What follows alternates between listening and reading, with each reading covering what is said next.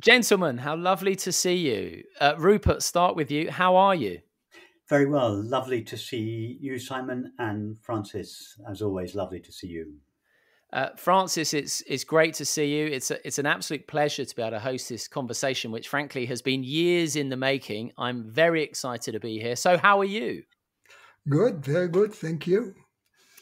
And the plan is to discuss non-duality, its implications, the similarities and differences in your approaches, the roles you've played in each other's lives, your friendship, and so much more. So let's start just with a very brief introduction from you both, please. What does non-duality mean to you? What are the key implications, if you had to just sum it up in a line or two, about this subject as a whole, as it were? Rupert, let's start with you. If I had to sum up the non-dual understanding in a single sentence, it would be that the being that I essentially am on the inside is inherently peaceful, fulfilled, needing nothing, lacking nothing. And that essential being that I am on the inside is shared by everyone and everything. So that although we may seem all to be separate people and objects, underlying this appearance of multiplicity and diversity, there's just one being that we all essentially are, and that is felt in our experiences as love or beauty. Beautiful. Francis? Well, there is only one reality which experiences itself as this consciousness which is hearing these words right now. And as a result of the experience of this, truth, love, and beauty flourish in our lives. Again, lovely. And we can dig more into that. But I wanted to talk a little bit about your history. So let's start at the beginning with Francis first, if you may. Let's go back in time to when you were a young man, no offense intended. Your background, Francis, was in science, was it not? You studied maths and physics at the prestigious École Polytechnique in Paris. I don't know how well I've pronounced that.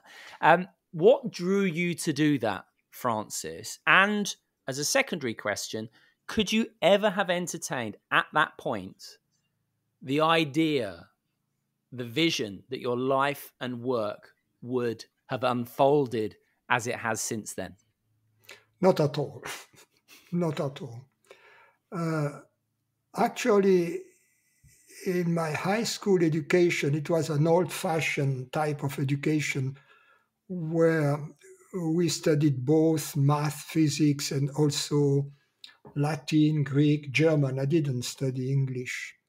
So, but I was introduced to Greek philosophy, for instance, to the translations, and Plato mostly. But at the time, it seemed to me that philosophy was purely an intellectual game that remained on the lofty level of concepts and never touched down onto reality. I changed my mind later, but it seemed to me at the time that humanities were simply, or philosophy at least, was simply an intellectual game, whereas science, physics, and math, then we were really learning something about reality. So at the very beginning of my interest was an interest for reality, but which was directed towards a phenomenal aspect of it and mostly hard science. Phenomenal meaning what we experience as opposed to what is experiencing. Yes, meaning the visible, what can be perceived through the senses. Now, I'm very much of the view that suffering is inevitably a catalyst in one form of other to go down the spiritual path. And in your case, Francis, I believe that suffering manifested as shyness, particularly when it came to members of the opposite sex. Is that correct? Was that the catalyst? No. I have mentioned that was not the only aspect of suffering. Really, when at some point very early on, I had checked all the boxes on the recipe for happiness that my parents and society had given me. And at the time, I was getting through a divorce. I was sick. I had hepatitis. And I was very dissatisfied with my job. And so I kind of hit the bottom there. I understood at that moment that these recipes for happiness didn't work, and I was really desperate. It was not only an issue of shyness. No, it was more deeper than that in my life. It was more a sense of ultimate failure and a sense that I was out of sorts. Having tried everything, nothing had worked. Nothing would ever be working. I had no solution for the main issue in my life, which was the desire for peace and happiness and harmony. How old were you at this point, and what was the job that you were doing? I was, at the time, working for the Department of Defense. The best description in English would be a scientist working with the design and the development and testing of missiles. And my field of responsibility was all the air-to-surface and air-to-air missiles that we were developing. And when you started on the spiritual path, which I believe was precipitated by coming across a Krishnamurti book in a Parisian bookshop. That's true. I've done my research. I can tell. Did that then make you question the work you were doing and ultimately stop it? The work I was doing, I had already realized that I was not interested in it because I was using very little of the math and physics I had learned. I was very much over diplomed, and at that time I wished I had instead chosen to go into research, either in math or in physics, which was also one of the natural exit path out of Polytechnic.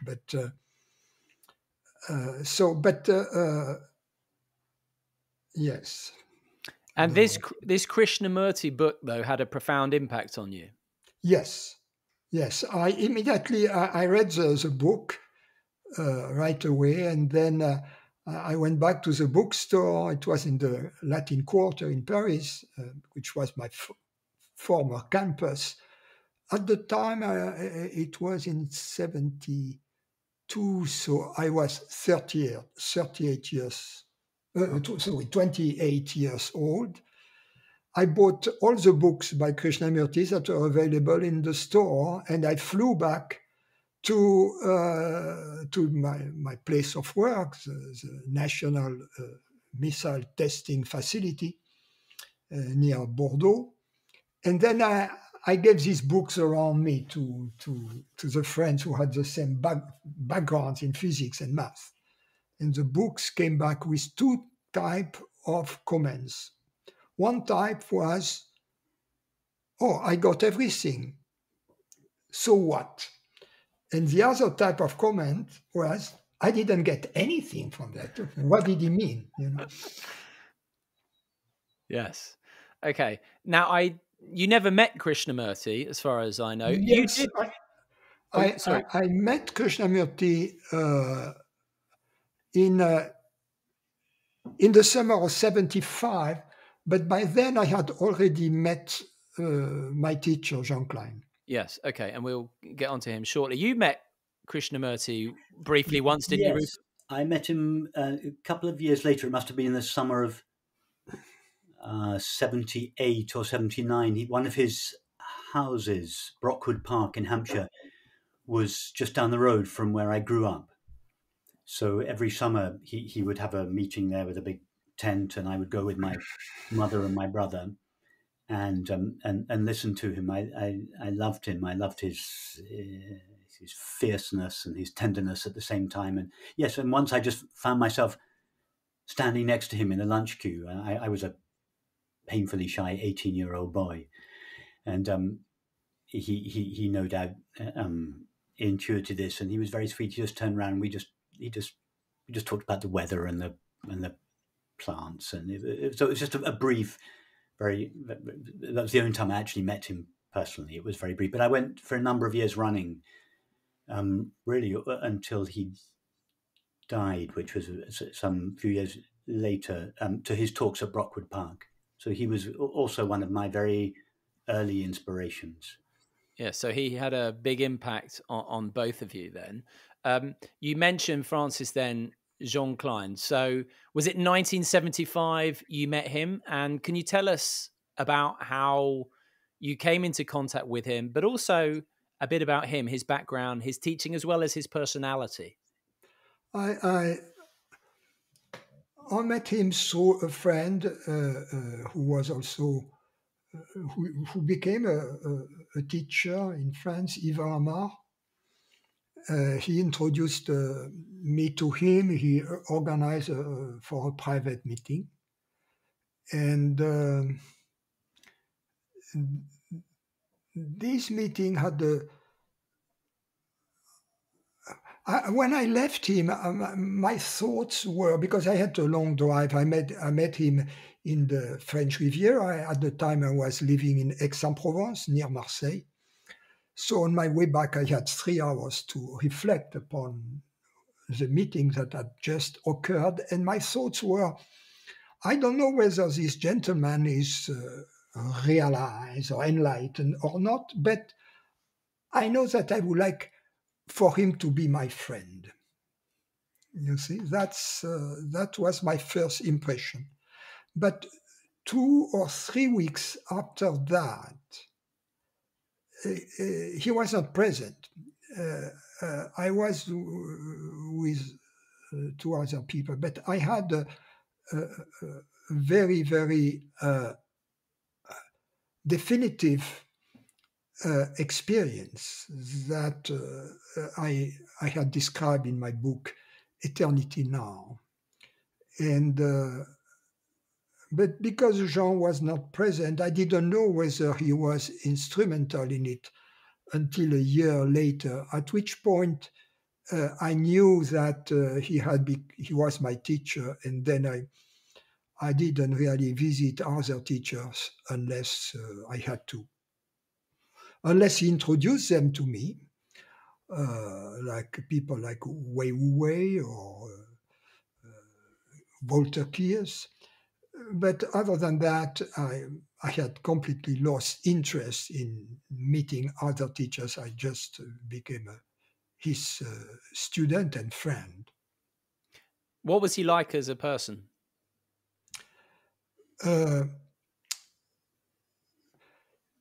he was very proper in a sense externally, and he was internally very free, almost a loose cannon.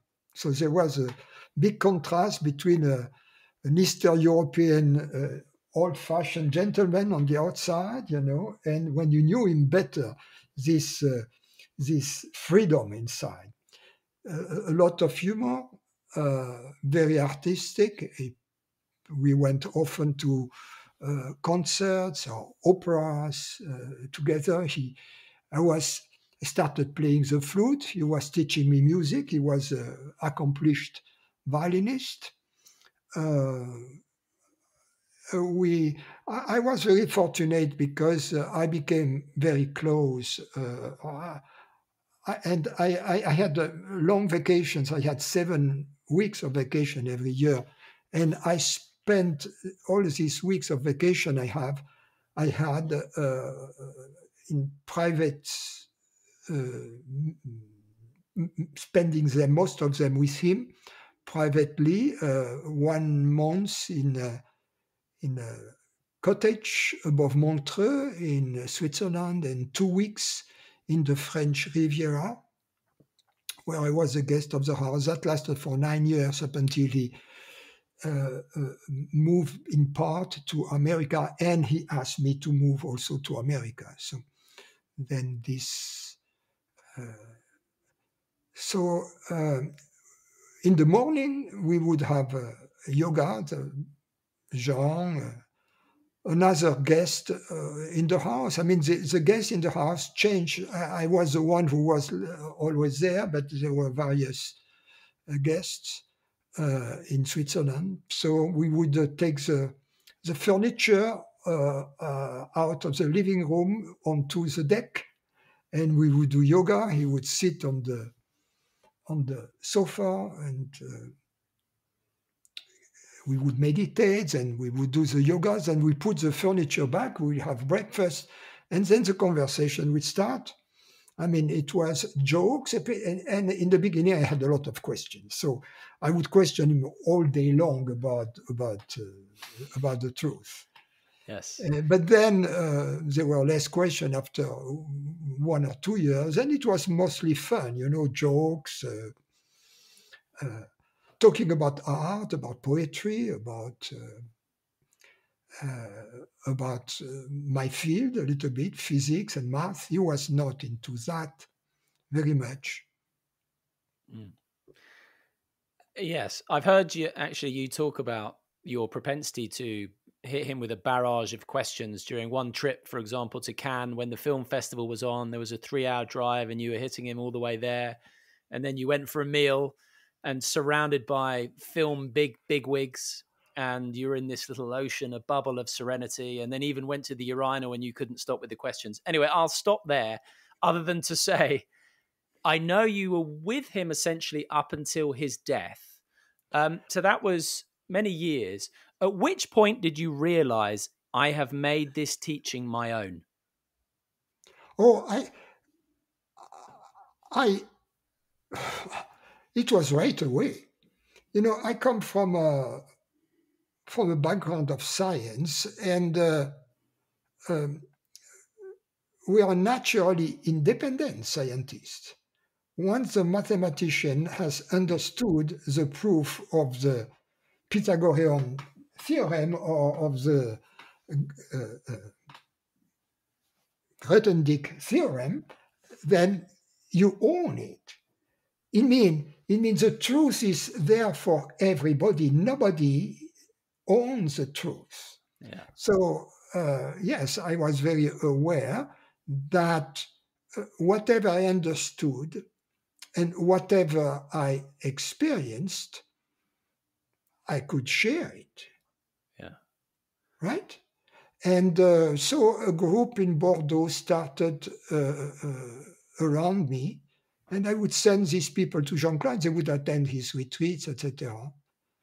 And then when I moved to America, because I had all this experience with Jean, and Jean was relatively new to America, in the Bay Area, a group also started But I wasn't. I was working at the time. I wasn't traveling. Or I started traveling really in 1995. And strangely enough, it was the year when he stopped teaching. I visited him in Gordes in 1995, in Gordes, France. I was living in America at the time, but I was on a trip in France. And he organized a dinner for me. He was already weak, but he had all his mind.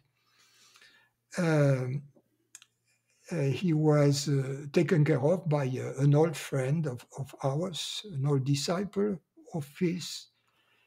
And we talked actually about my teaching. And when I left, he saw me out to the door. This friend was driving me back to the train station, and he told me, "Well, Francis, I know that you talk from the experience of the truth," and that was his way of approve of my teaching. I never asked for permission. I find that preposterous. If you ask for permission, it means you are not really secure with your experience. You can run by your teacher, what do you think about teaching? Can you give me some advice? That's very different. But this question of permission to teach, lineage, it comes from different cultures, and also it comes from monasteries where the successor of the head monk, not only the requirements are not only the requirement to have the experience of his or her true nature, but in addition, to be a good manager. I would be a very poor manager in a monastery, I must say. It would be a mess. So, had John Klein created a monastery, I would have been a very poor candidate for that. Yes. But I don't think it was his intention to do that, to create a monastery or, for that matter, a religion. Rupert, I feel like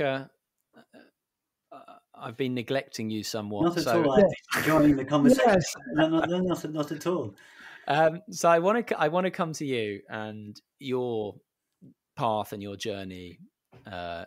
And similar to Francis, I'd like to as well start with suffering, because as I've said earlier, and I've said to you before, my sense is that suffering is a vital catalyst to propel people along this path. And you've often spoken about that moment when you were a young man and you used to disappear up the hill to make the phone call to a girlfriend, until one time the call was over in 30 seconds. And that precipitated this understanding that happiness being dependent on something outside of you or something objective was doomed to failure. So we've touched on, I've heard you speak about that many times, and feel free to come back to that. But I wanted to ask you about something else from a suffering point of view, because I was at one of your talks at Collett House once, and I mentioned to you something. I can't remember exactly what it was, but it was about my father and the craving for attention that I had I craved his approval when I was young, and I rarely felt like I got it, which I recognize now was a projection, just in case Dad is watching. But I remember you saying that, correct me if I'm wrong, you had a bit of a similar feeling with your father, and also even that you developed something of a stutter when you were younger. So did any of that play into your quest, let's say, of this exploration?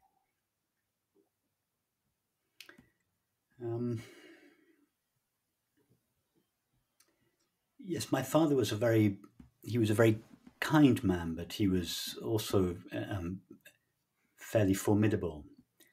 And when I first became interested in these matters in my mid-teens,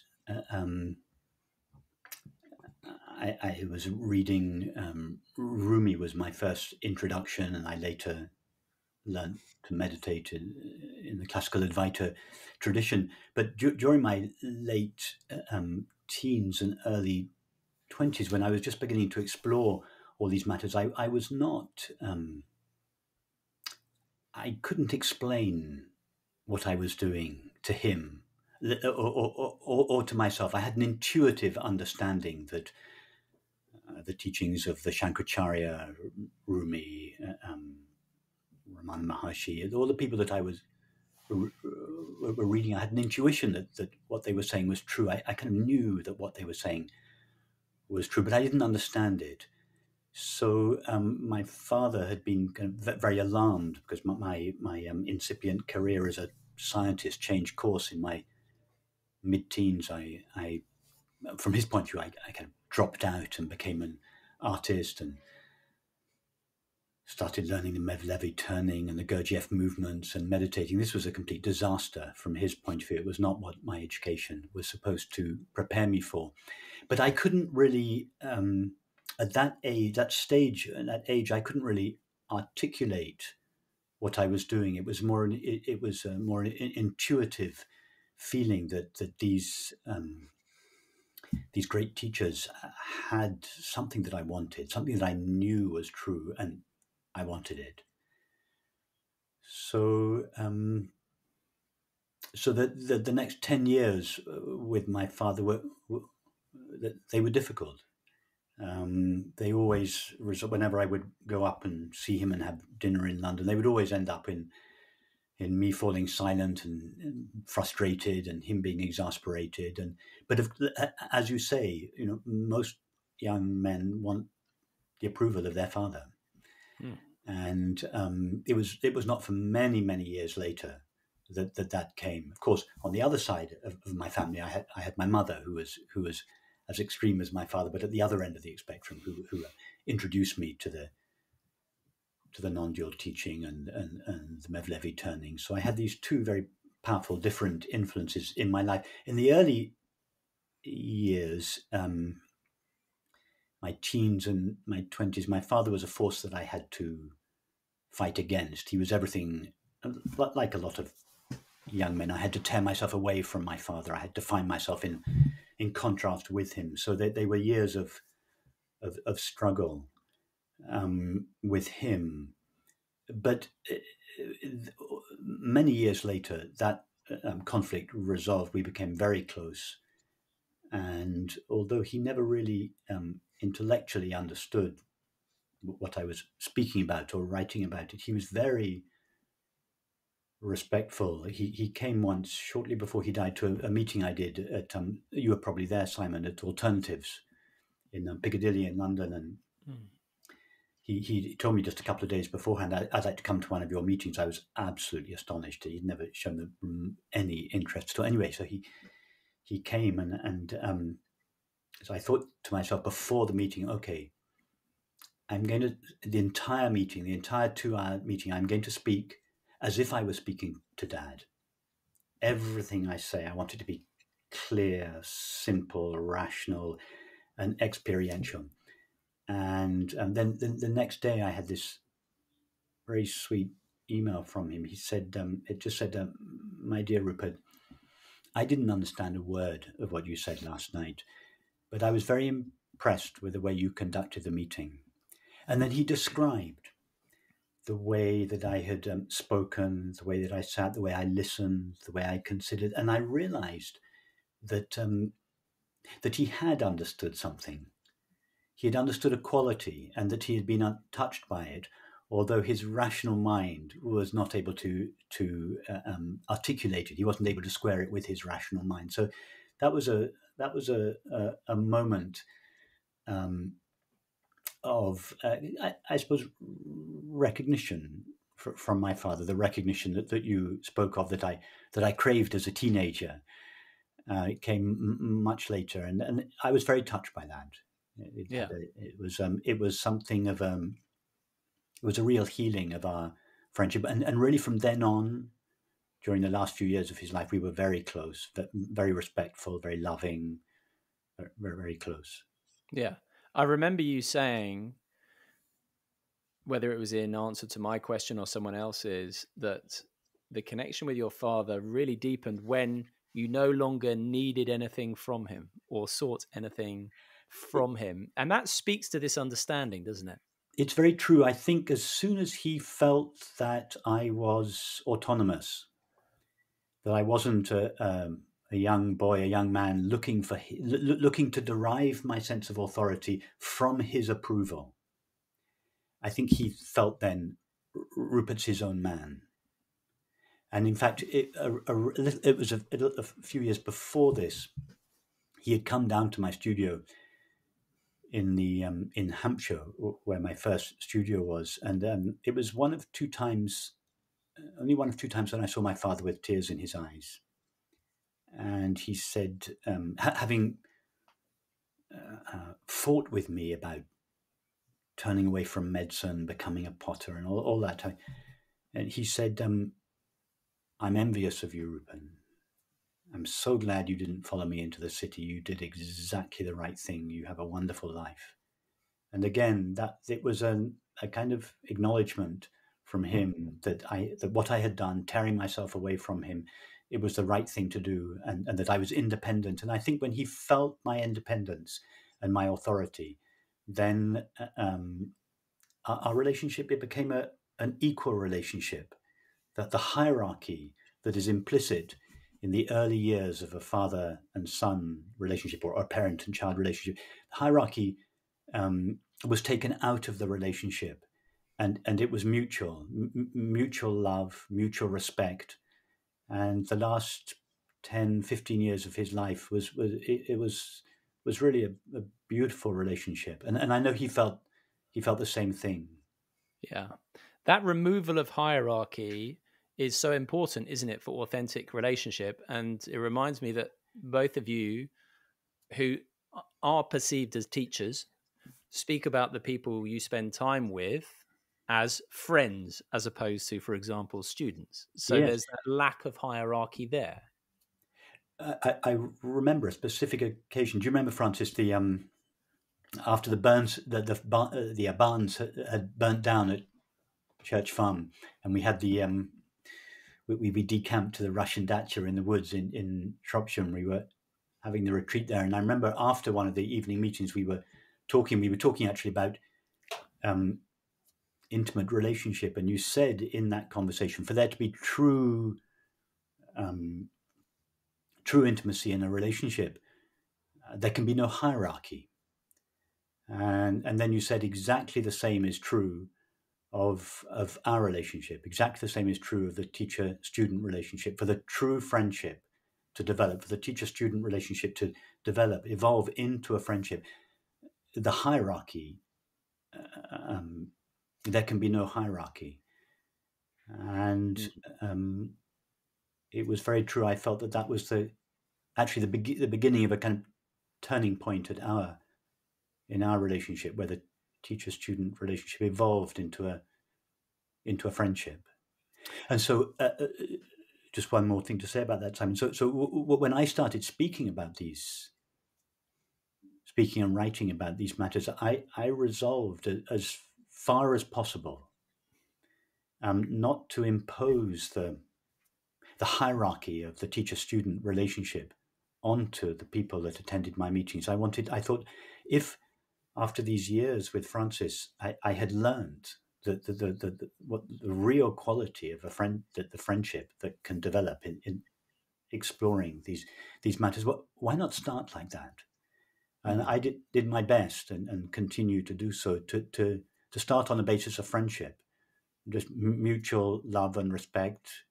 I'm sharing my understanding, such as it is, responding to people's questions as best I can, but without having to impose that hierarchy on the relationship. And I mean, that's reflective of the understanding, isn't it? Because clearly there's no hierarchy in, excuse me, in awareness or being. Now, you've spent many years at Collet House, Rupert. You said that you intuited the truth of it, but at the same time couldn't quite get to grips with it. You hit a wall, so you went looking for more. How did you end up finding Francis? I'll tell the story very, very briefly. I was helping somebody start a pottery in Accra in Ghana. I'd been to the Ramana Maharshi. I'd been to Watkins Bookshop in London, which old esoteric bookshop in London. I picked up a magazine called Self-Inquiry, published by the Ramana Maharshi Foundation. I took it with me. I was lying on my bed in a hotel just outside Accra. I opened it up and read this article. It was called "Return the Eye to the Source." It was written by someone I'd never heard of called Robert Adams. And I was blown away by the article. It was as if it had been written specifically for me at that moment in my life. So I thought, as soon as I get back to the UK, I'm going to find out who this person, Robert Adams, is. Anyway, I got back to the UK. He lived in Arizona. I resolved to go out to Arizona. I rented a room in a guy's house. Arrived in Sedona one evening, and Robert Adams died the next morning. So the only time I ever met him was dead on his bed with flowers and all his people around him singing songs and everything. So, but I spent 3 weeks there because I had my ticket, and the community that had grown up around him were very kind to me. And one of the women, Laurie, she gave me a flyer, and on the flyer it was there was a picture of this man, Francis Lucille, and there was a question: what can we expect of your meeting, of our meetings? And then there was a piece of writing. I didn't read it because I was interested in Robert Adams. Anyway, I put it away, put it in my case, came back to Shropshire. When I got home, I took it out and I read it, and I thought, oh, that's nice. I like that. That's really nice. Put it away, didn't think anything of it. Fast forward a couple of months, the couple, Jane and Alan Jacobs, who were editors of the Self-Inquiry magazine that I had bought to take to Ghana with me, I had become friends with them at this stage. I was attending the Ramana Maharshi Foundation in London. I invited them for the weekend in Shropshire, and they said, oh, we've met this man in America, and we'd like him to come to a retreat in England. He's called Francis Lucille. And I thought, oh, Francis Lucille, isn't that the guy that was on that? And so I said, wait, hang on a minute. I went back to my study, looked at the bit of paper, came back and said, was this the guy? And they said, yeah, that's it. So without thinking, I just said, oh, he can come and do it here. We lived in an old farmhouse, and there were barns in my studio. There was plenty of space. It was by no means set up for a retreat center, but there was space. So I just said, why doesn't he come and do it here? And I think it was 3 months after that, Francis, that we had the first retreat in my studio space upstairs in the barns, and there were maybe 20 or 30 people came, people that I knew, friends that I knew. And then Francis came for many years after that. And you went to America So the first time I met Francis, sorry to interrupt, Simon, the first time I met Francis was in my kitchen in Shropshire. Nice. And you went to America as well, though, some of the times. Yes. So Francis came. I remember the first meeting very well. I remember the first words of the first meeting very well. Francis started the meeting. You said, Francis, meditation is a universal yes saying to everything. And those words, they just went so deeply into my heart. I realized, okay, this is what I'd been prepared for. We had a long conversation later that night, and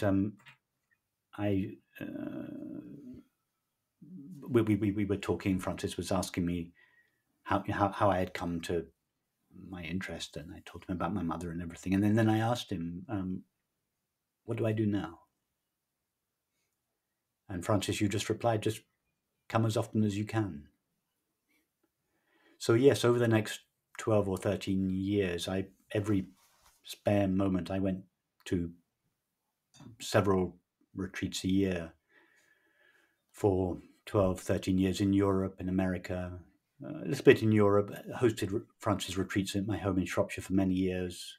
Retreats in Spain and Italy, France, and a lot in California. First of all, in Northern California, then in Southern California, in Temecula. Yeah. And I've heard you speak about when you started going to Francis's retreats, you would be in the front eagerly asking questions, just as Francis had been with Jean Klein back in the day. Then as time went on, you moved to the back and sat in silence, Yes. marinating in presence a little bit. And I just want to add, just before you say something, Rupert, as you know, I'm going to have to drop this in. I was just happened to be watching one of your videos, actually, Francis, earlier. Actually, when Rupert and I spoke, it's called Finding Your Answers for anyone who wants to watch it. If anyone wants to go on YouTube, and about 8 minutes in, the camera pans across, and there's Rupert with long hair, sat in the back row, eyes shut, very much marinating in presence. So, yes, your approach and to these retreats changed over the time, did they not, Rupert? Yes, it wasn't like that in the early days. Probably the first 2 years, as anyone who has attended any of Francis' meetings or retreats knows, you very often start, are there any questions? Or I would wait for the are there, and my hand would be up. Like I'd be in the front row. I didn't want to wait to get to the end of the sentence because somebody else might get their question in before me. I wanted the first question, and so yeah, for the first couple of years I had lots of questions, and then the questions died down because as a result of the conversations, Francis' responses, particularly the experiential explorations of my experience that Francis led during the meditations, it just became clearer and clearer. So there were these series of recognitions,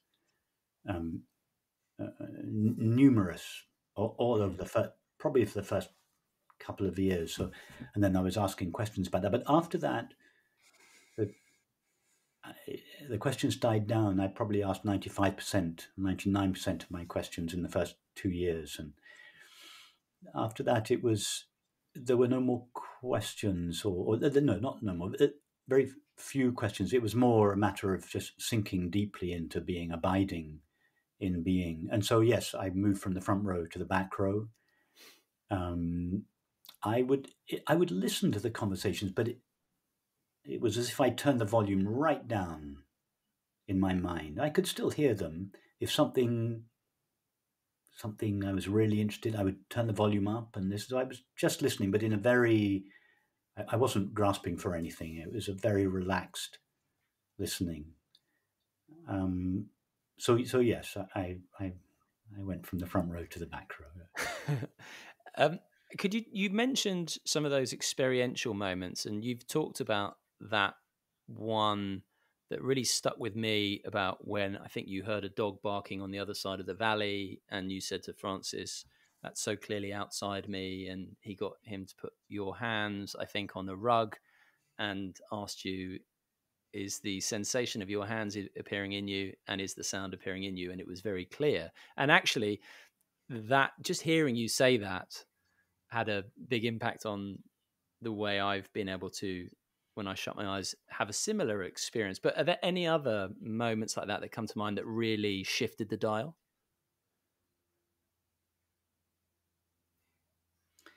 There were so many moments, Simon. That was one of the. It was one of the moments that there was something specific I could refer to and describe. The dog barking, the feeling of my hands on the carpet, but most of the time it wasn't like that. I would just follow the guidance, follow the suggestions, which were all about actually exploring my experience. And over again, there was just this quiet recognition. Oh yes, of course. Why didn't I see that before? And sometimes I would think, why didn't anyone tell me that before? Because I've been studying these matters for 20 years. But of course, they did tell me. I had come across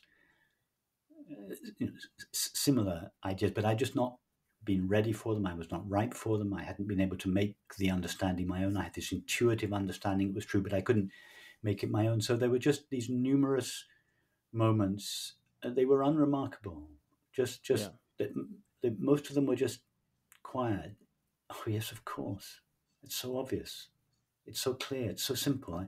But it was always how simple it was. That was what struck me. It was always in the early days. I was expecting this or hoping for this marvelous, exotic experience of enlightenment, and just the recognition of the nature of my being. It was just so simple. Could it have been as well the clarity of the pointing that Francis provided that yes, was previously? Course. Yes, it was the clarity of the pointing that enabled that it provided a kind of pathway on which, and all one needed to do was follow the pathway. You just follow the path that's given, and it takes you. It takes you to the experience. So yes, absolutely, it was very much to do with the clarity, the simplicity, the directness of the pointing. But I should also say, and it's not so easy to speak about this, that it only one level of the understanding is articulated in words, in pathways, in explorations, in yoga practices, and there's something else goes on underneath the threshold of the mind, which I think is equally important. Actually, I think it's more important, but it's less easy to speak of that. But so I just add that because it wasn't just the clarity of the pathways; it was the quality of the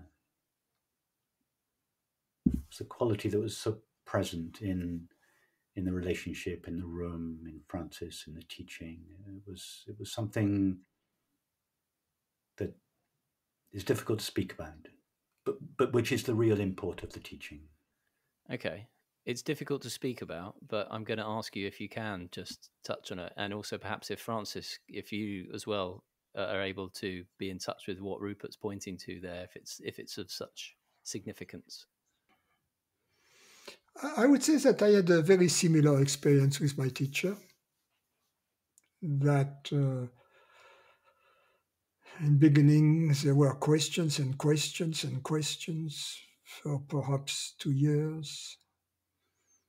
And then it was more about the body and the experience leading to the experience of the world as being our real body. If consciousness is universal, then the real body of consciousness is the universe. And the question is, do we experience the body and the world in this way?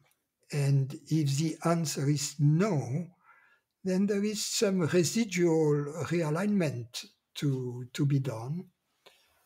And then the last 16 years I spent with my teacher, it was something, a refinement, if you will, that was just accomplished through hanging out together. It didn't matter really whether we spoke about the truth or about trivial matters or whether we spoke at all.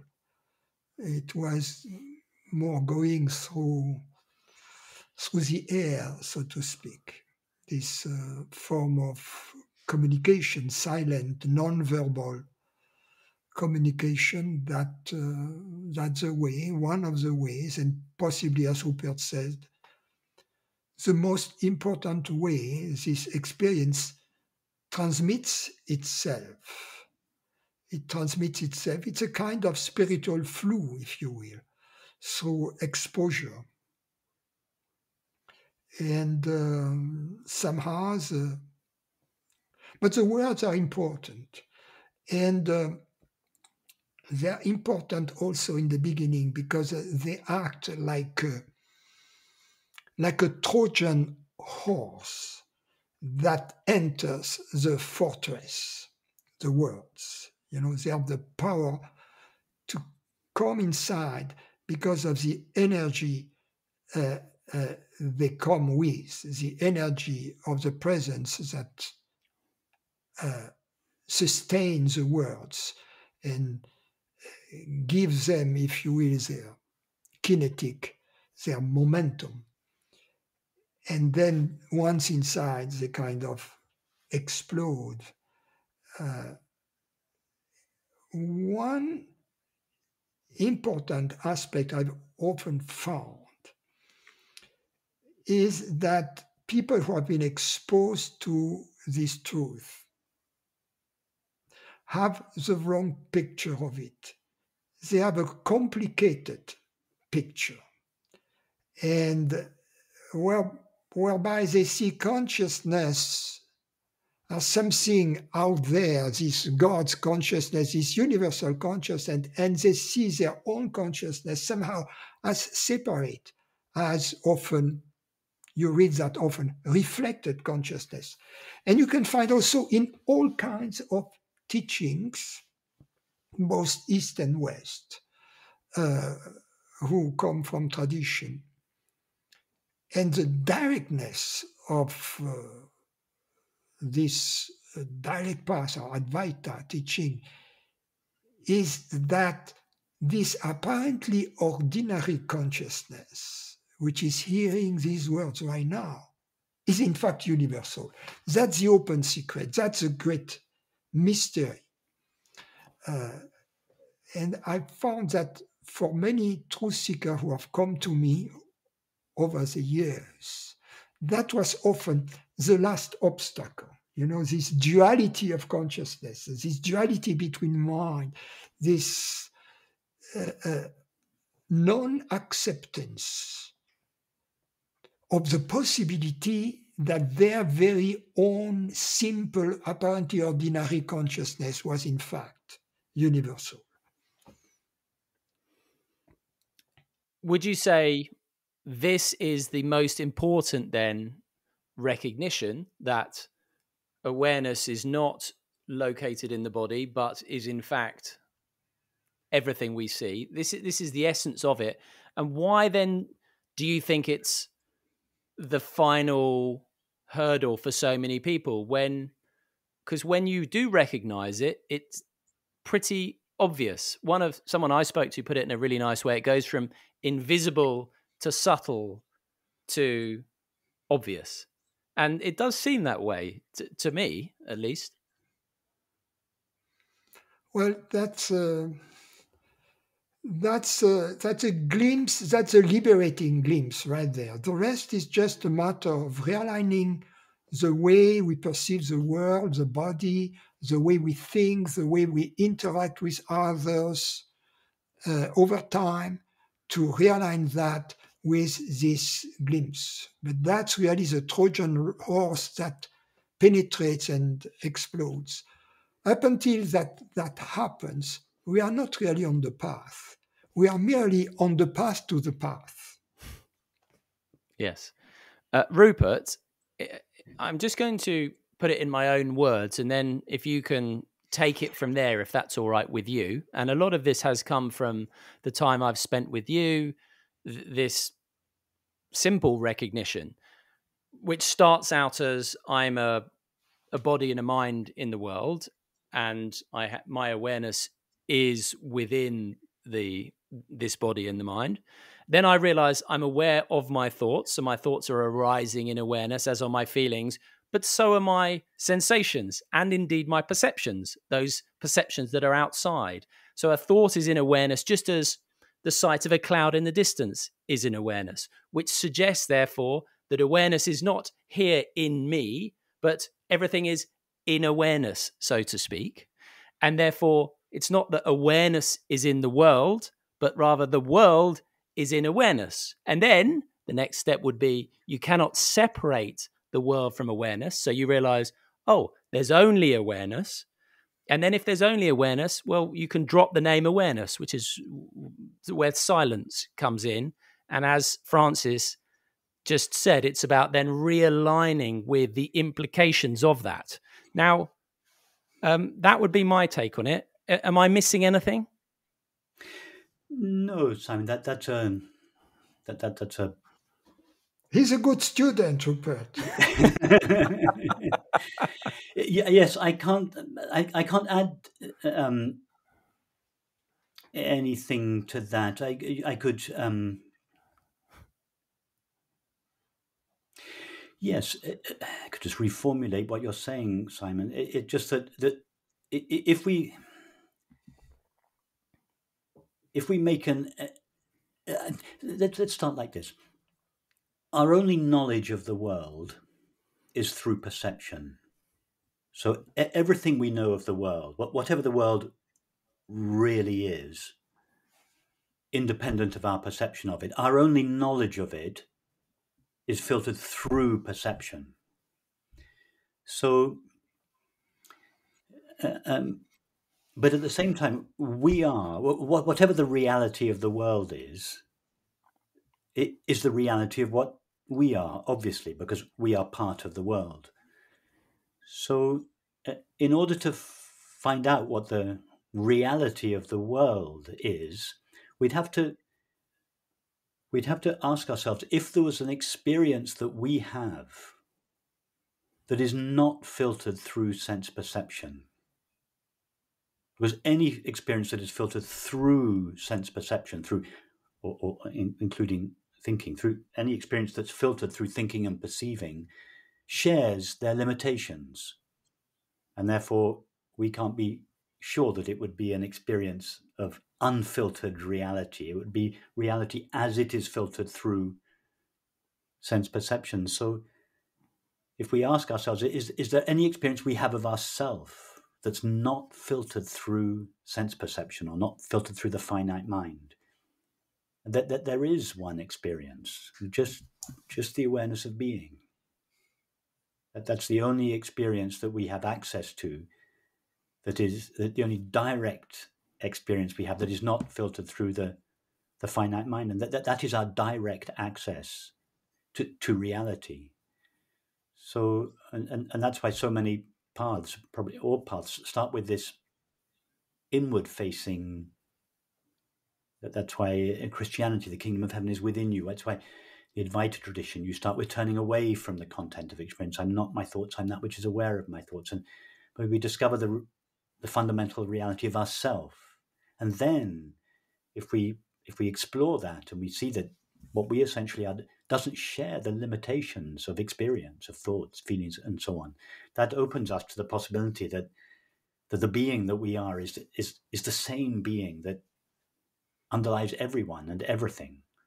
So then we turn around, as it were, turn again towards the world from which we previously turned away, and we see that the world is an appearance of the same reality that we are. And that's really the core of the non-dual understanding. I and my Father are one. What I essentially am and what the ultimate reality of the universe essentially is are one. Nirvana and samsara are one. But if I go to the essence of my mind, the aware, empty essence of my mind, and explore the ultimate reality of the universe, they're the same. It is the core understanding that this oneness or non-duality, and that's the experience of love. It's experience as peace on the inside, and love in relation to people and animals, and beauty in relation to objects and nature. So whenever we as a human being experience love or beauty, we are literally reality is as it were impressing itself upon our minds. It is an intervention. Love, the experiences of love and beauty are interventions in our normal finite way, a limited way of seeing things. They are interventions of reality. Yes. Yes, I remember speaking to someone about, Daka Keltner's his name, about awe. And he said the inner voice goes quiet, doesn't disappear completely. And I said, well, no, isn't it more that it completely goes quiet? That's when we experience beauty. And then the mind comes up, or thoughts come up and go, oh, isn't that beautiful? But it isn't the thought that is the experience of beauty. It's in that. Yes, the silent. thought, it isn't that beautiful. That is the mind's misinterpretation of the experience. They think that the experience that precipitated the awe was itself beautiful. The sunset, the mountain, the tennis game, whatever. And then the mind then, and that brings the mind to an end. The awe brings the mind to an end. Then our true nature of beauty shines. But then the mind wrongly attributes that to the object and says, it isn't that beautiful. Yeah. Francis, what we spoke about there, that understanding that, awareness is not located in the body and the world is in awareness, so to speak. Would you say that is awakening? Is that enlightenment? Or do you use those terms in different ways?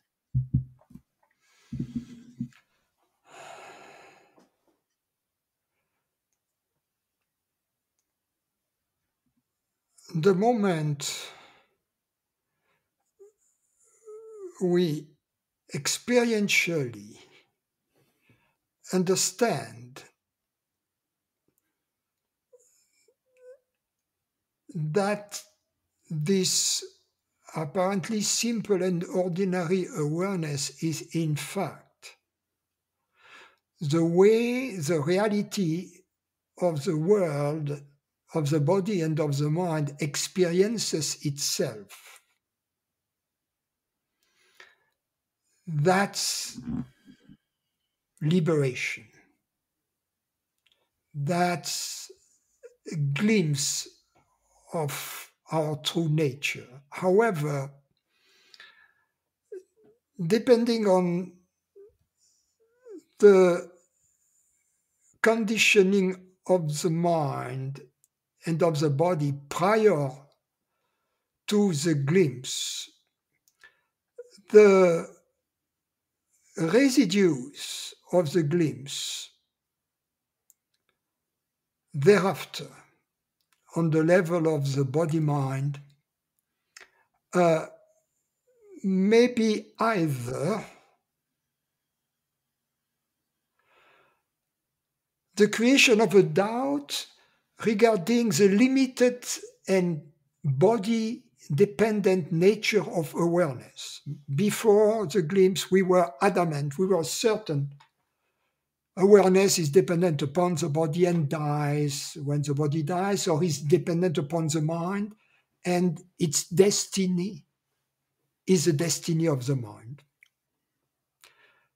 If the structure of ignorance in the body-mind is sufficiently weak prior to the glimpse, then the outcome of the glimpse may be the certainty of the reality of consciousness, of its immortality, of its eternity, of its and its experience as absolute happiness. So there are these two options, and even the first type of glimpse eventually leads to the experience that was immediately available after the more powerful type. So both glimpses are liberating. Rupert, I've heard you talk about if life was a book, enlightenment would be at the end of the first chapter. And then the rest of the book would be about aligning with the understanding. That is where the real work is done, is it not? Well, I think there's work to be done. There's an exploration to be done right from page one. Yeah. Exploring the nature of our essential self, the nature of the awareness or the aware being that we essentially are, and that recognition, not just that I am awareness essentially, but of the nature of the awareness that I am. Let's say that takes place at the end of the first chapter. I think the conversation you're referring to, I think I started by saying that there were 12 other chapters, and then I changed it and say actually that the book was never finished, because we can never say, I hope one can never say, that there is an end to the process whereby the way we think, feel, act, perceive, and relate are realigned with this understanding. I think that's certainly in my experience, it's an endless, to use Francis' word, an endless realignment, reorchestration of every aspect of one's experience, the mind and the body and the way we perceive the world, our actions, relationships. So yes, that's why I suggest, and I think I also, when I said that the recognition of the nature of our being took place at the end of chapter one, I was also trying to make the point that whereas many people, myself included, conceived enlightenment as a marvelous exotic experience, which is kind of the end of the road, so to speak, I was trying to suggest that it's actually there's nothing exotic about the recognition of the nature of awareness. It may have unusual or exotic effects on the mind and the body, but the actual recognition itself is transparent, silent. So I think I was trying to make the point that it wasn't something, well, it's extraordinary and not extraordinary. It's ordinary, but that the process of realigning one's life,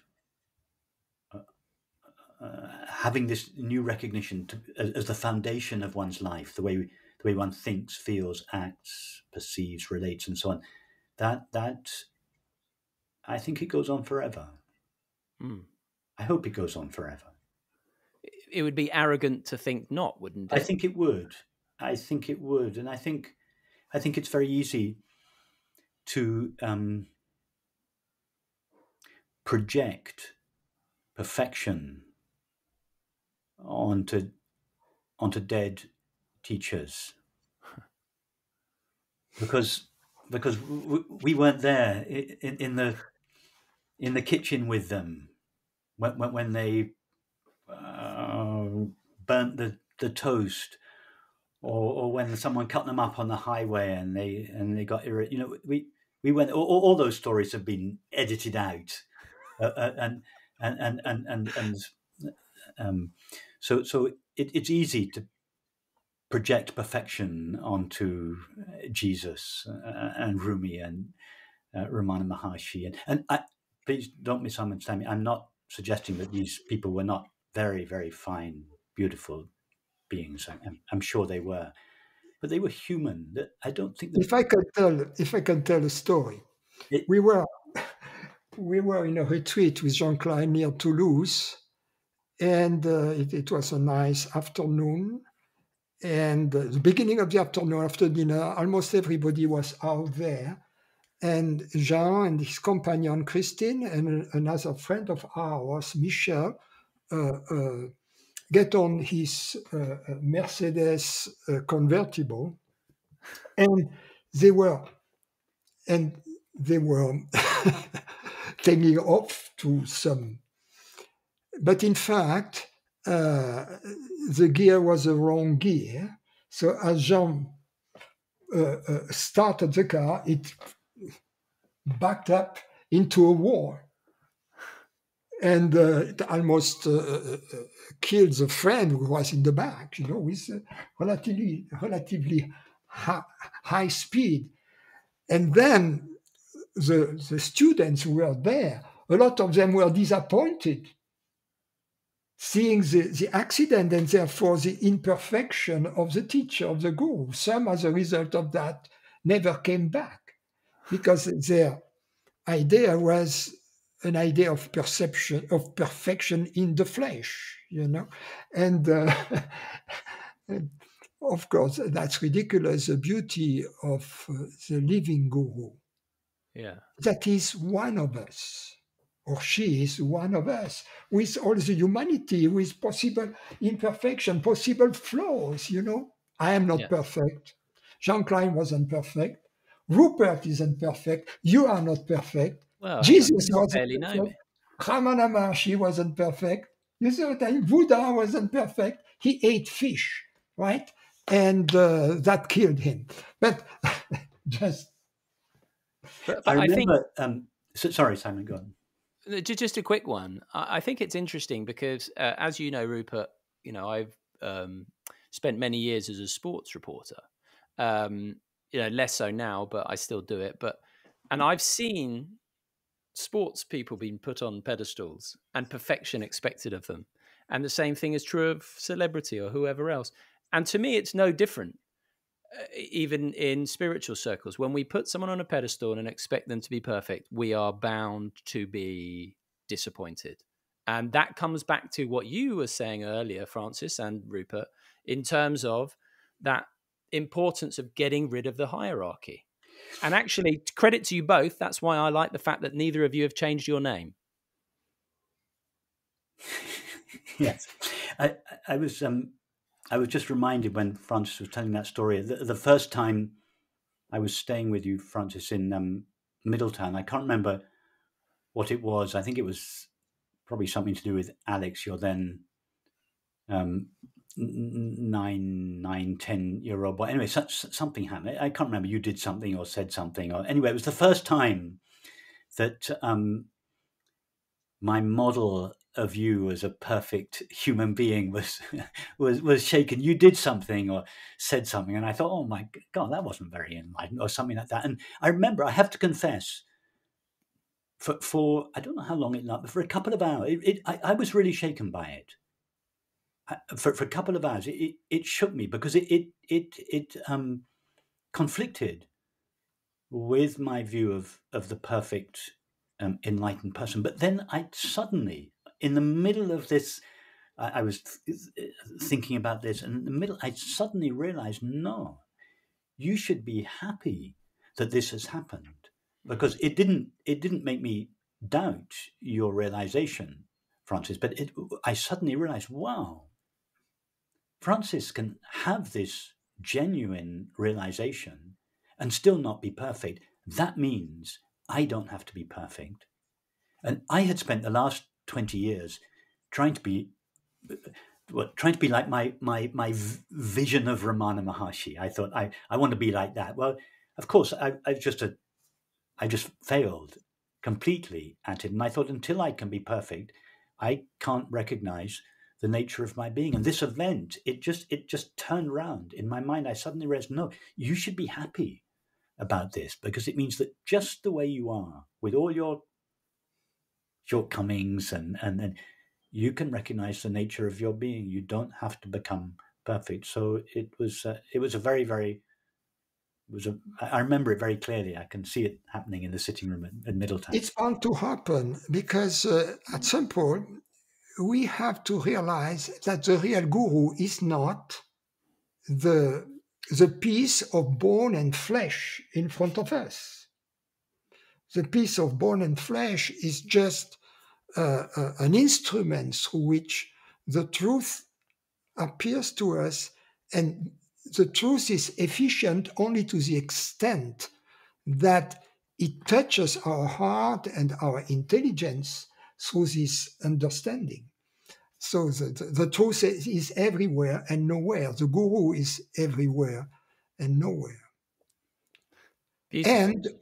And this making the guru perfect is how religion gets created. You see, every year that passes by, the guru is jacked up by 2 feet or 3 feet above its prior altitude, so that after 2,000 years, it is the guru is lost sight of in the clouds, at least in Shropshire.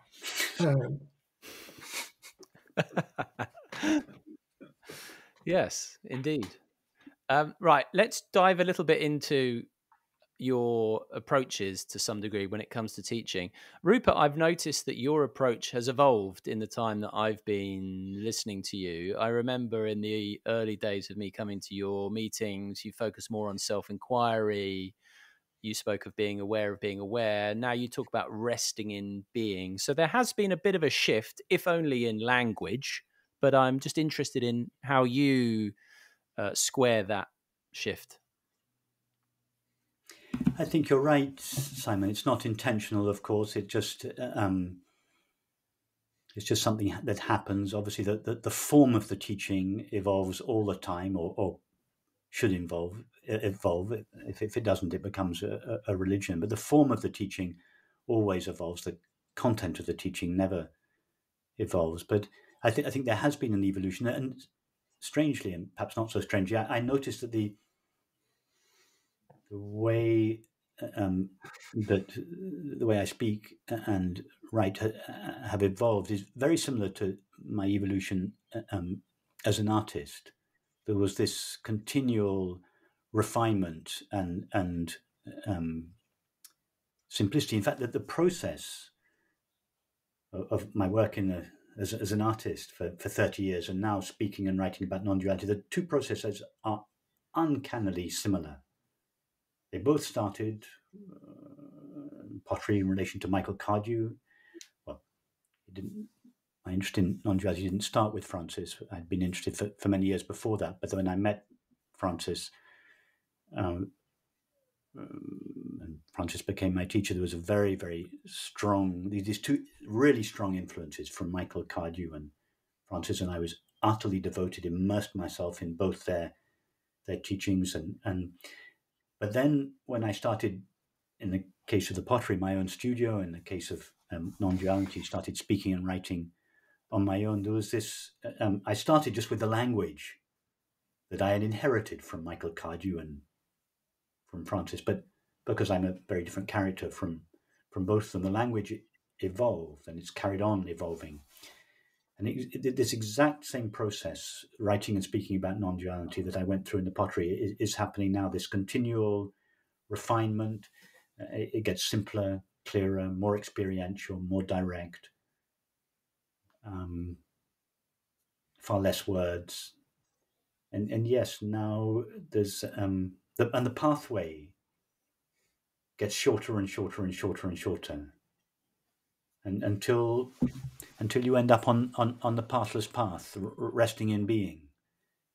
And in resting in being, there's no distance from oneself to oneself. So even the early pathways that you were familiar with, Simon, when we'd go on these lengthy explorations, really that I inherited from Francis. I'm not my thoughts, I'm that which is aware of your thoughts. You trace your way back through all the layers of your experience, and you eventually end up, so to speak, with the fact of being or being aware.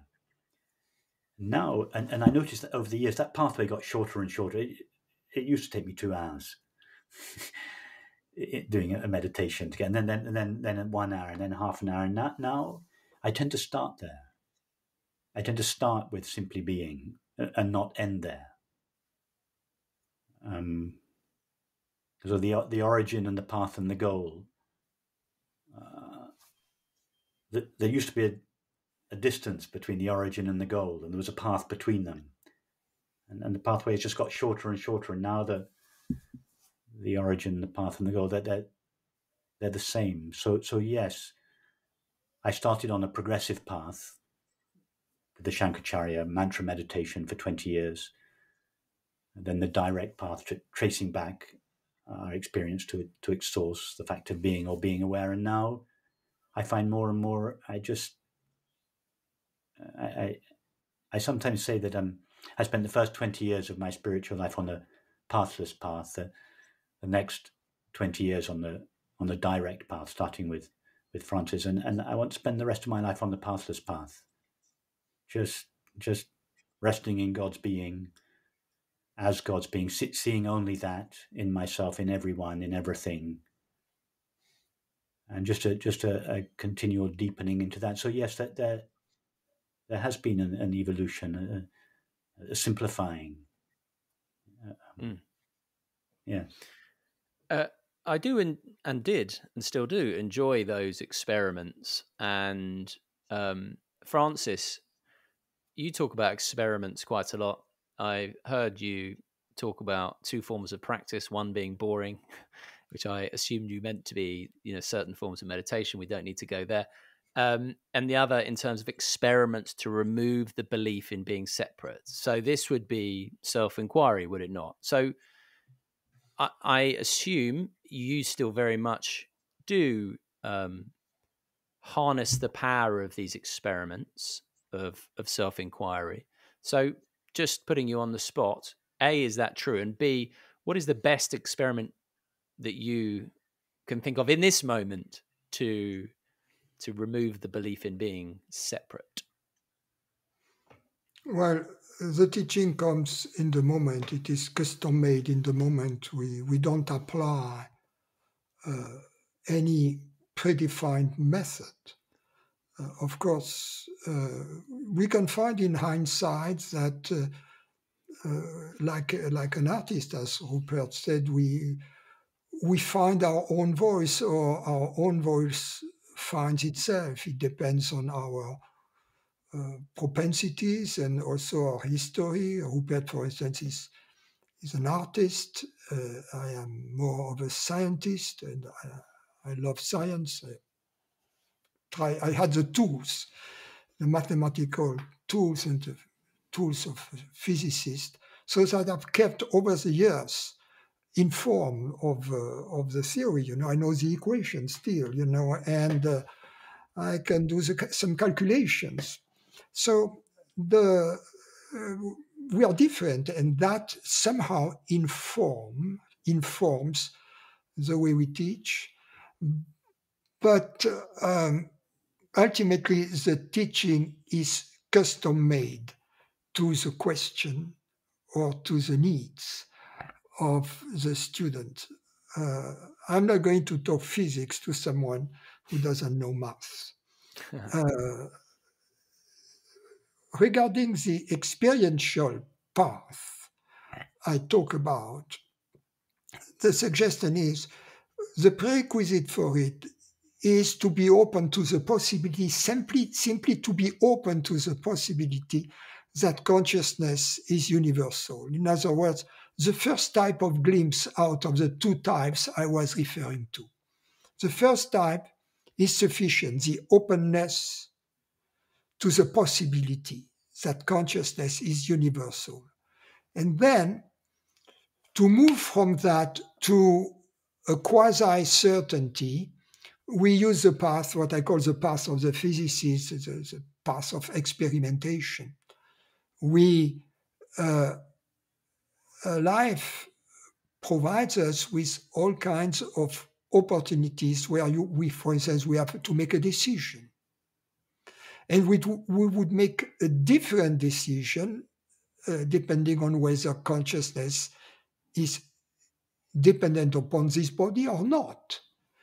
And if we give this new possibility that consciousness is universal a chance in our decision-making processes, we are conducting experiment. And we are going to receive an answer, both inwardly as harmony, peace, satisfaction, and often externally as serendipitous events that occur in our life.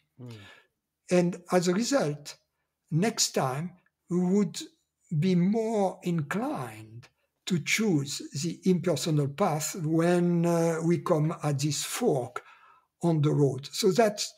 But this experiential path doesn't apply only to the decisions we make, it applies to the way we think. As I said earlier, the way we perceive the body and the world. Is there a separation, or do we perceive the world as our body? The way we react to events in the world, you see, the way we interact with people, etc. So it's a very general field of experimentation. And up until everything we do, everything we think, everything we feel becomes an experiment in truth. So there is no ending to the experiment. It's just that experimenting becomes our constant modus operandi, so to speak. Okay. Regarding the self-inquiry, what I often say is that if we just ask the question, what am I? What am I? It's a little confusing. There is a more surgical way to practice self-inquiry. It is in two steps. First, we have to acknowledge for ourselves that what we really are is consciousness rather than the body. In other words, if it were true that consciousness is independent from the body, why would I rather feel or think or know to be consciousness without the body or the body without consciousness? And it seems to me that the obvious answer would be to this first question, I am consciousness rather than the body, provided consciousness is independent from the body. And then comes the second moment, if you will, of this investigation, which is then, okay, how do I know that consciousness is dependent upon the body, right? How do I know? So that it's very surgical. And that's when all the arguments that we believe to be true, that seem to prove to ourselves that consciousness is dependent on the body, have to come to the surface, have to be addressed.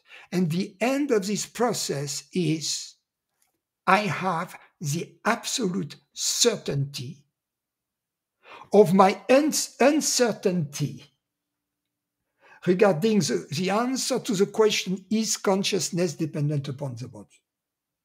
That's a minimal threshold, and this threshold can be reached with absolute certainty, and that's the beauty of it.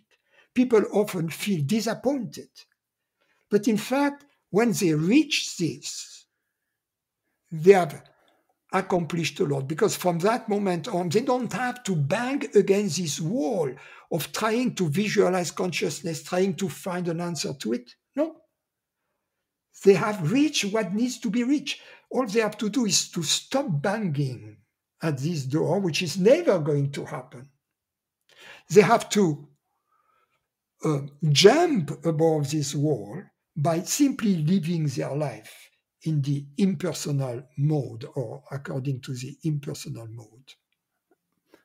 Okay, I'm just going to throw then, very quickly for both of you, a couple of the classic objections to the denial that awareness is located in the body-mind. Number one, if I shut my eyes, I stop seeing. Number two, if I put earplugs in, I stop hearing. I don't know your thoughts. If I get punched in the face right now, it's going to hurt me much more than it's going to hurt you. So there's just a couple of simple ones there. And just brief answers, please. Rupert, how would you counter those evidence, quote unquote, that awareness is located in the body?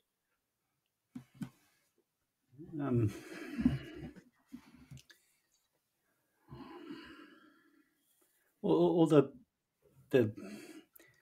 examples you give, being punched in the face, or your thoughts, I can't I can't feel them or experience them. That's a limitation of my finite mind. It doesn't tell us anything about the nature of consciousness. It's like saying, that you can't see the bookshelves in my study. You can only see the bookshelves in your study. Therefore, the space in your study and the space in my study are two separate spaces. Well, there are no separate spaces in the universe. There's only one physical space in the universe. Just because you can't see my bookshelf and I can't see your bookshelf doesn't prove or even imply that the two bookshelves appear in two separate spaces. Yeah. It's the limitations of perception. It's not the limitation of consciousness that you're referring to in those examples. Okay. I think that was succinct to the point, and that did the job for me. So, Francis, I'm actually not going to ask you to answer that. What I am going to ask you is, I've heard you say the ego, the separate self, is not a problem. It's our identification with it that is. So I'd like you just to elaborate quickly on that. And Rupert, when we spoke recently, I asked you, how to describe the ego and the separate self. And you said it's a belief that we are the collection and localization of thoughts, feelings, sensations, and perceptions we feel ourselves to be. So, yeah, two-parter for you, Francis. First of all, that Rupert's description there of the ego and the separate self, anything to add or take away from that? And then secondly, that point, it's not a problem, it's only our identification with it that is. Well, we have to define what ego is before we. So if ego, the first question is ego something perceived or something or that which perceives? Because if you ask a question, you have to know what you're talking about. So my answer to your question is the ego you are talking about something perceived or that which perceives? Yes, perceived. Okay, so you're that which perceives, and the ego is perceived. Regarding the answer to the question, and I would have given the similar answer to the answer that Rupert gave, the questions such as, how comes I'm not perceiving your thoughts, or all these questions. But just for fun, I have another answer to that, right? And the other answer is, all these questions are based upon the assumption that there are two consciousnesses at least. And if we make the claim that there are at least two consciousnesses, do you make this claim out of experience or out of hearsay? If you make the claim out of hearsay, it has no value. But obviously, you cannot make the claim out of experience, right? Therefore, you have no evidence whatsoever for the claim you are making. That was fun. Okay. Okay, yeah. What about so if ego is something that we perceive, so it's not a problem, but it's the identification with it, because we tend to, 99% of people tend to think that's who they are. That precipitates suffering on the inside and conflict. Yes, that's what I try to, of course, nobody is perfect, so sometimes I fail, but I try not to use the word ego, right? I use the word ignorance, which is not satisfactory either, because it's a translation of the Sanskrit word avidya, which means ignorance of our true nature, and it means identification of consciousness, our true nature, that which perceives, with something perceived, a body, a mind, a thought, a concept, a set of bodily sensations, whatever.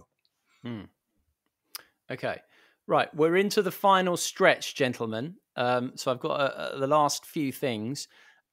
Francis, we have to run. We have to run very fast. Then we cannot stop running, right? Okay, here we go. Francis, this one for you. What do you think makes someone ripe, so to speak, to awaken? Grace. Rupert?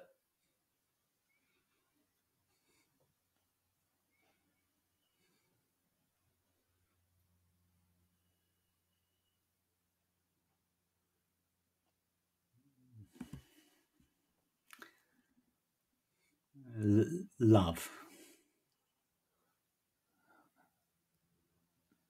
Lovely. To the extent that the person does anything, I know what you mean. let's make a concession that there is a person that does something towards its own so-called awakening. Let's grant that it's not really the way it is, but let's presume that that's the case. What would be the one thing that person could do? What would, I think it would be love, love of truth, or however they conceive truth, love of reality, love of God. Mm-hmm. Okay. What about the compulsion there may be for more people, for a tipping point of people to come to this recognition? You know, there's maybe a sense of urgency there because of the apparent state of affairs. What do you make of that compulsion in someone? Is that something to be welcomed or to be wary of, Francis? I think most people come to the teaching because of the sense of failure in their life, psychological suffering.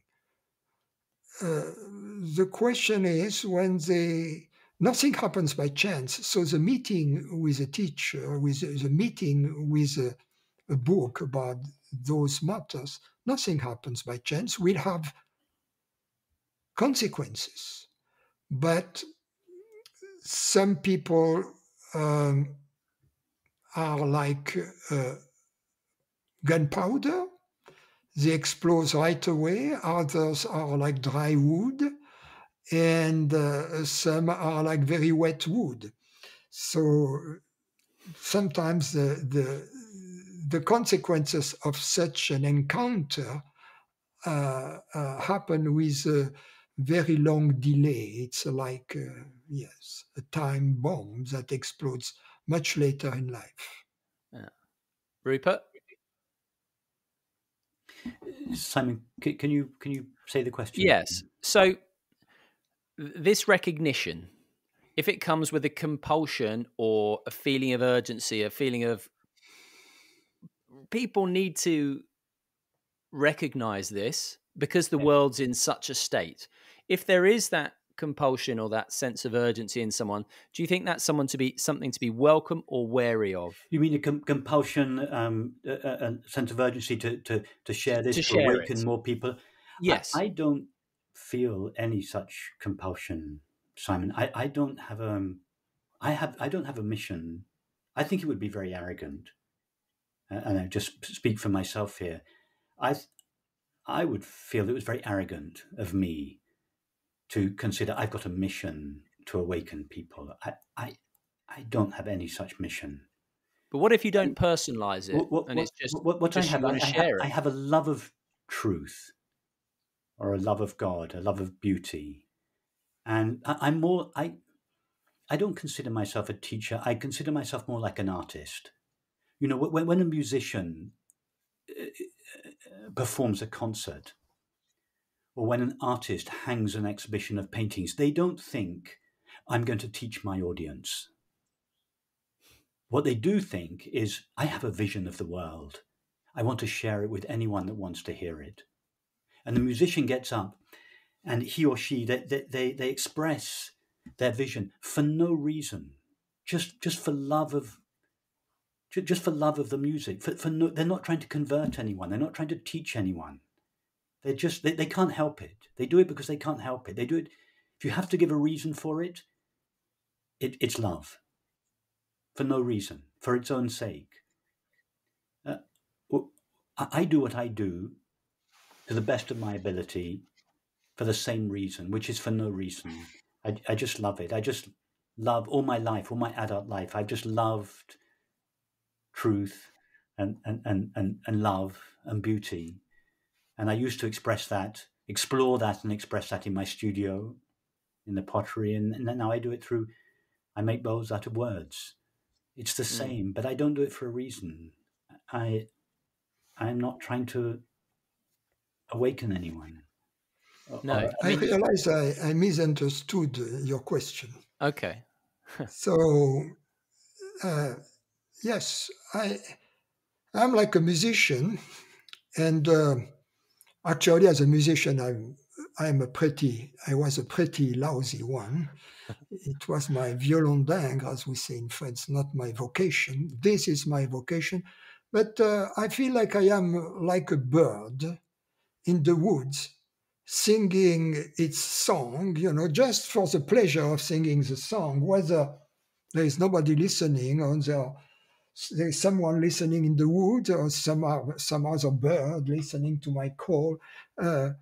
Doesn't matter ultimately. The pleasure is in the singing. It's just fun. Come on, it's just fun. Yes. Life is fun. Life is a celebration. Life is not something to get bored. Spirituality is not something boring. It's an explosion. It's an explosion inside.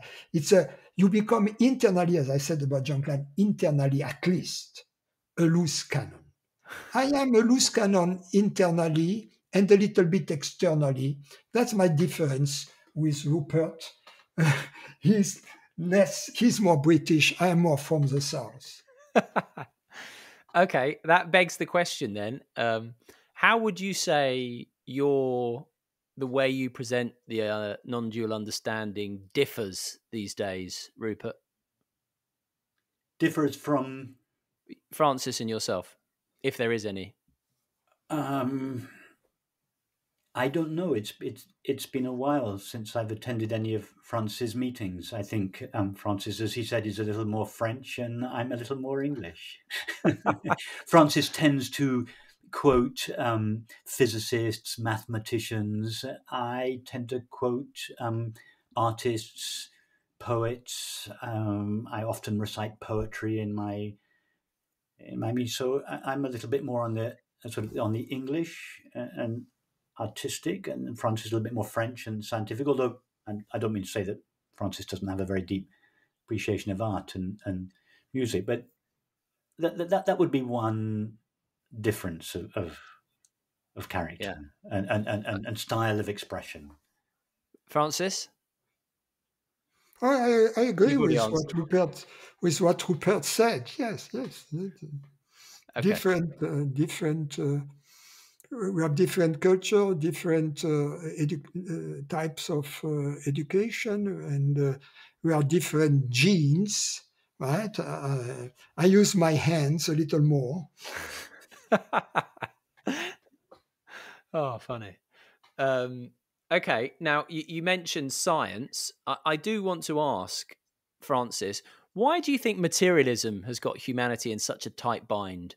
There's obviously the hard problem of consciousness, and yet, which comes back to your point. You've got to be open to the possibility that consciousness can be fundamental and universal.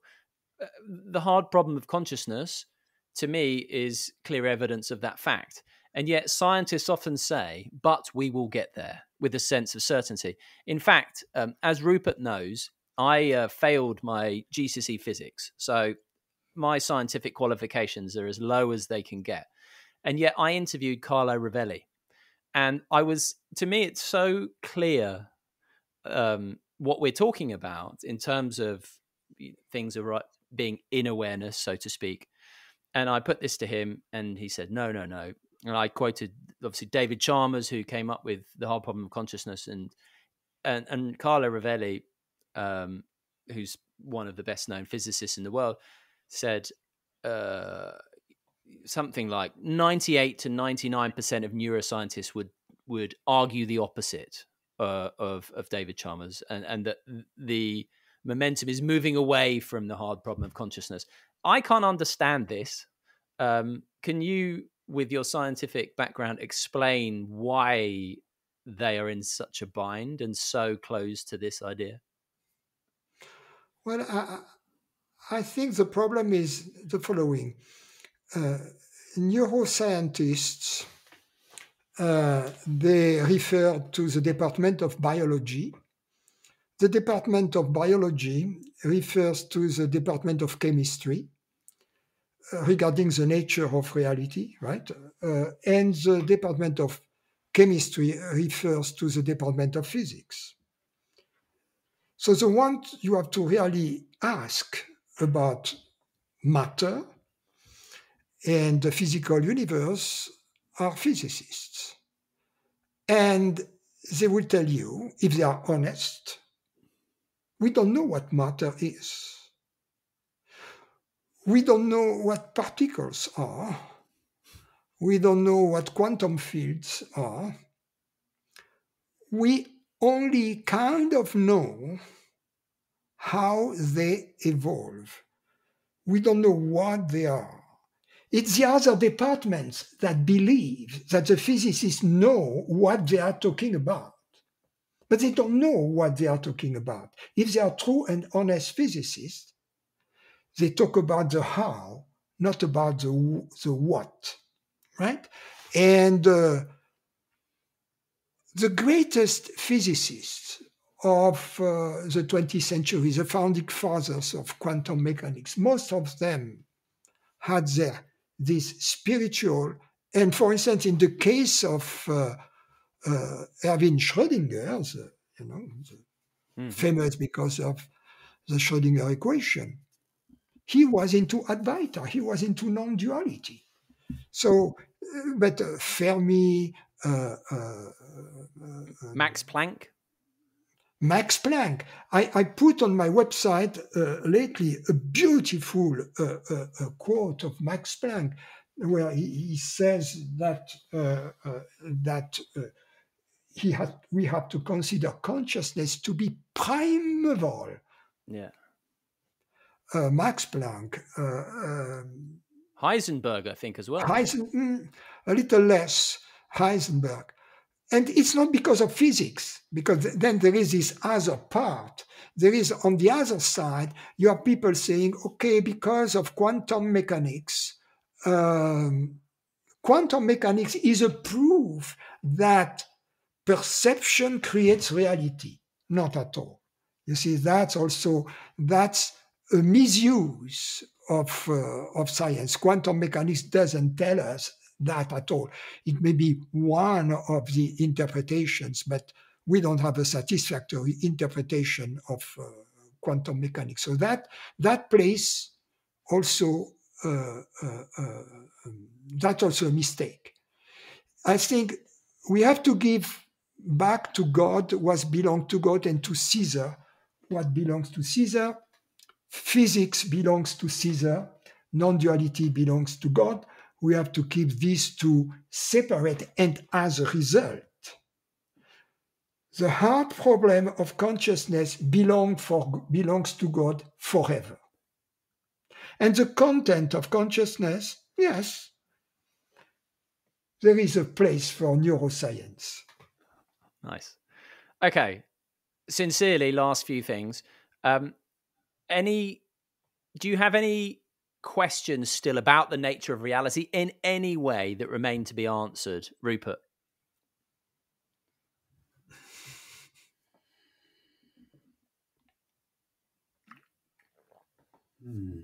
Questions about the nature of reality.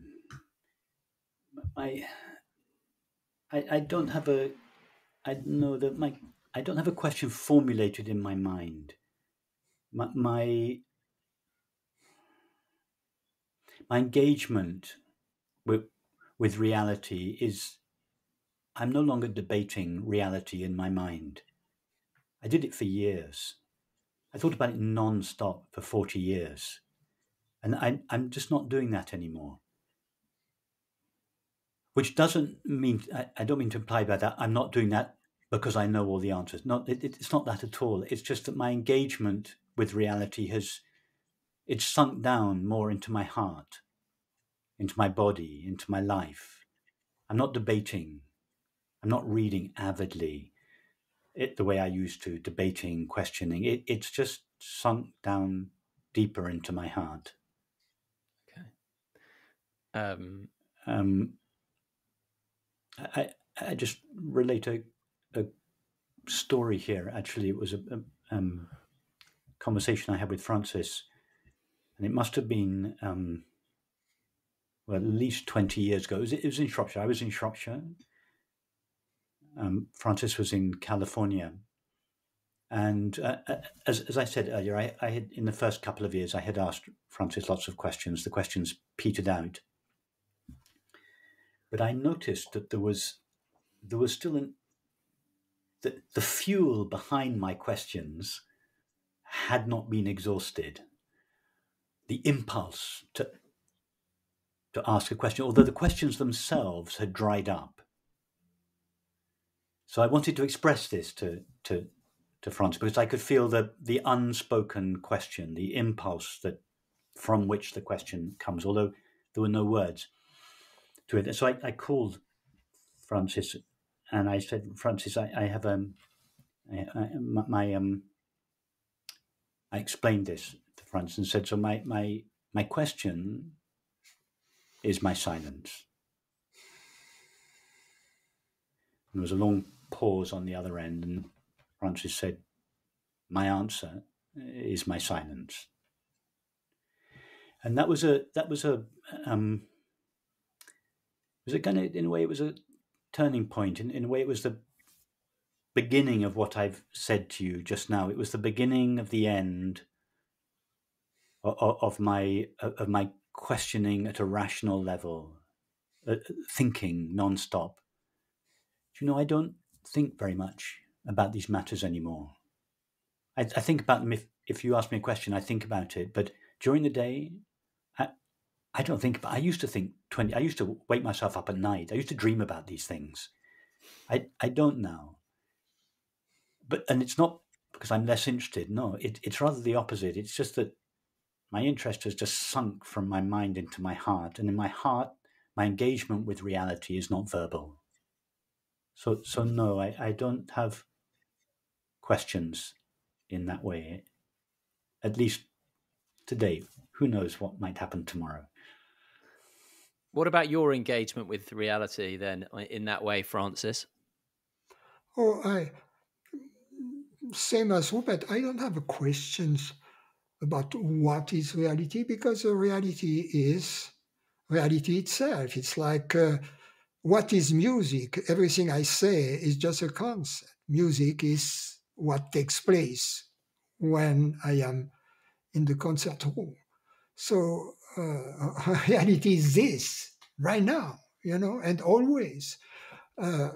My engagement is not with the what, but I'm still interested in the how. So I catch myself listening to or reading the book of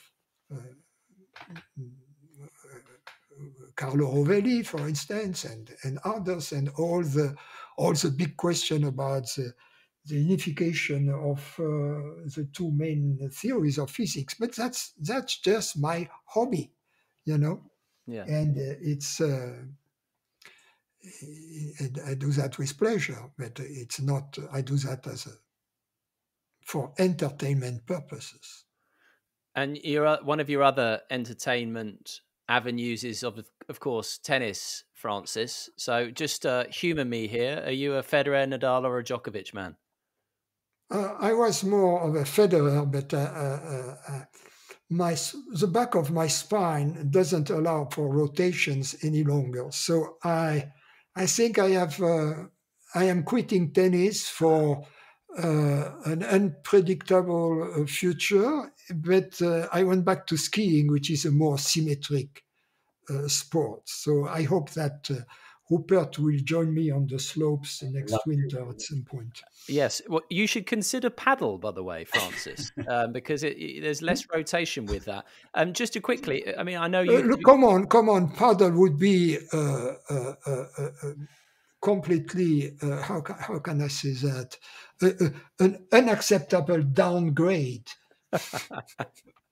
Okay. Yeah. Anyway, I'll leave the tennis questions there.